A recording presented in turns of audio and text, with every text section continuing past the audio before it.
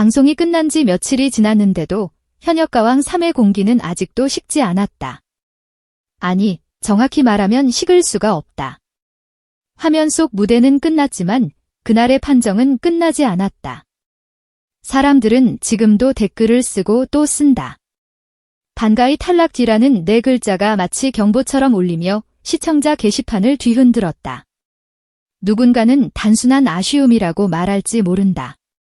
하지만 이번 거는 아쉬움이 아니다. 이해 불가도 아니다. 이것은 한 프로그램의 심장부, 즉 공정성이라는 생명줄이 끊겼다고 느낀 시청자들의 집단적 경고다.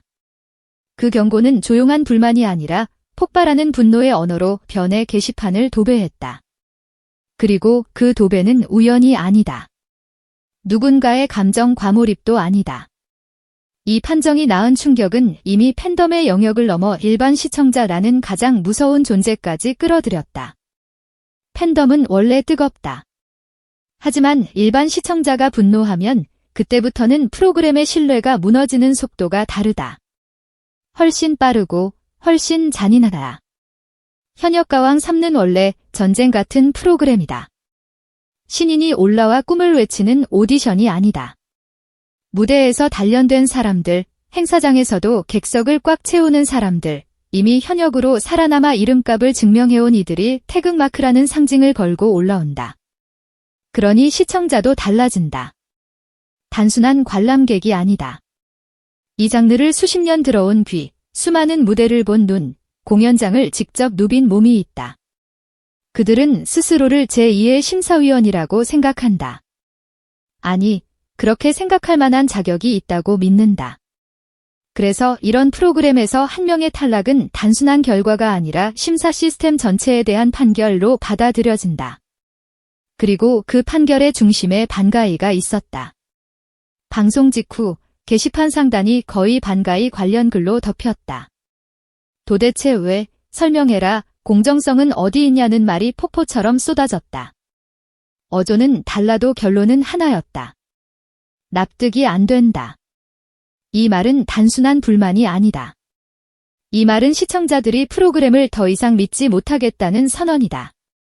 반가이가 어떤 무대를 했길래 이런 일이 벌어졌나. 그가 선택한 곡은 조용필의 상처였다. 말 그대로 명곡 중의 명곡이다. 잘 부르기 어렵다. 기술만으로는 안 된다. 감정선이 흔들리면 바로 무너진다. 그래서 많은 가수들이 도전했다가 고개를 숙였고 많은 무대가 괜찮았지만 결정적 울림이 없었다는 평가 속에 사라졌다. 그런데 반가이의 상처가 울렸던 순간 사람들은 화면 앞에서 멈칫했다. 이 무대는 뭔가 다르다. 노래가 끝났을 때 박수보다 먼저 나온 건 숨이었다. 숨이 턱 막히는 느낌. 그리고 바로 그 다음 장면에서 탈락 후보라는 그림이 그려졌을 때 시청자들은 그 순간을 현실감이 깨진 장면으로 받아들였다. 노래로 승부한다는 전제 자체가 흔들렸다. 그러니까 분노가 시작된 것이다. 노래가 이렇게 끝났는데 탈락. 이게 말이 돼? 이 질문은 단순한 감정이 아니라 프로그램이 내세운 규칙과 실제 결과 사이의 균열을 본 사람들의 본능적 반응이었다. 불을 더 크게 키운 건 방송 이후의 유튜브 풍경지였다. 방송이 탈락 도장을 찍은 순간 온라인은 반대로 움직였다. 댓글창은 마치 다른 우주처럼 펼쳐졌다. 제목처럼 상처만 받고 갔다. 타가수 팬인데 이 무대가 최고였다. 탈락이 말이 안 된다.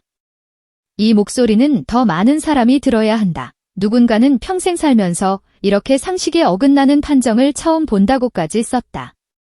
이 말이 위험한 이유는 그 안에 프로그램이 상식을 파괴했다는 결론이 들어있기 때문이다. 오디션과 경연은 결국 시청자의 상식 위에서 작동한다. 잘하면 올라가고 못하면 내려가는 최소한의 합의.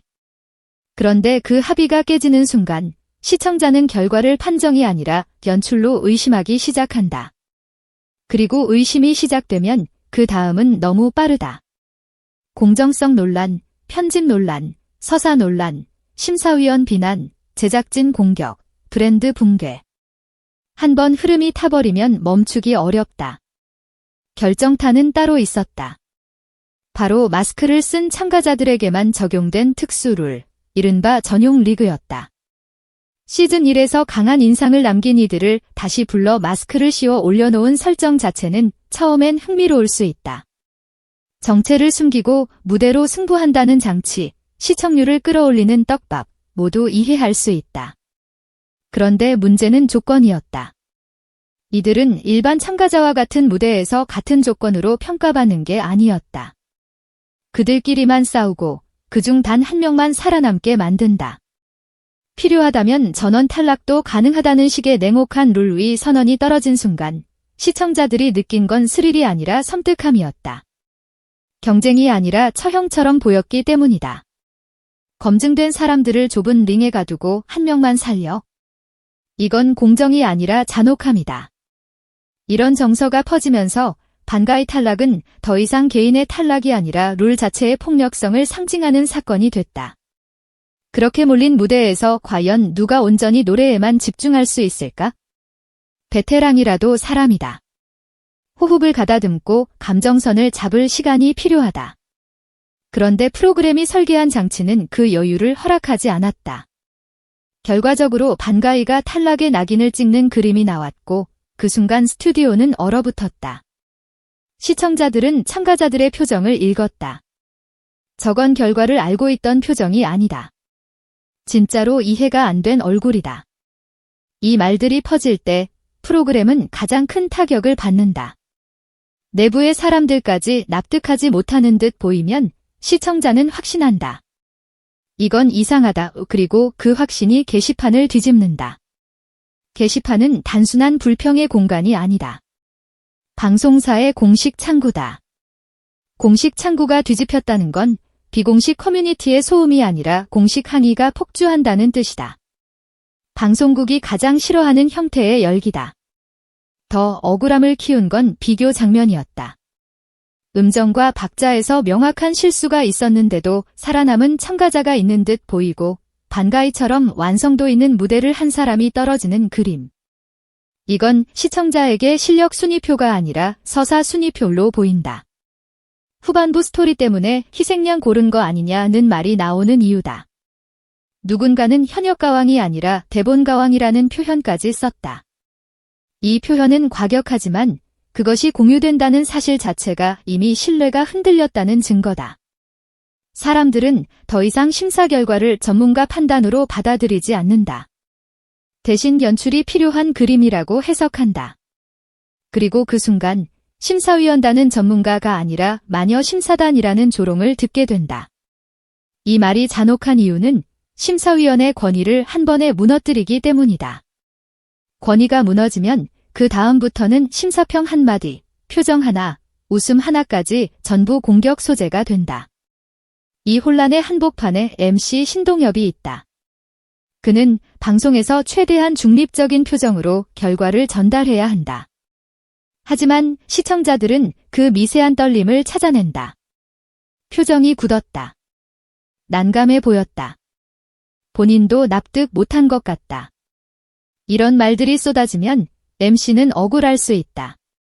결국 결정권은 심사와 제작에 있을 가능성이 크기 때문이다. 그럼에도 시청자들은 화면에 보이는 얼굴을 향해 감정을 쏘아붙인다. 이 프로그램 맡은 게 아깝다. 차라리 나오라. 이건 개인 공격 같지만 사실은 브랜드에 대한 실망이 투사된 감정이다. 시청자는 책임자를 정확히 모르더라도 분노를 담아낼 대상을 찾는다.